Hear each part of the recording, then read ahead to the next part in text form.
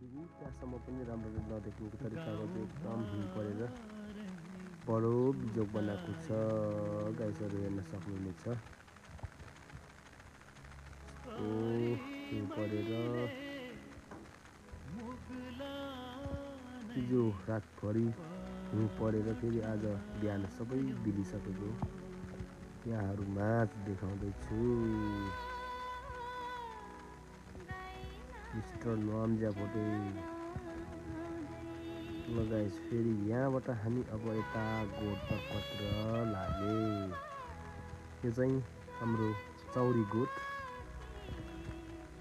Okay, by by.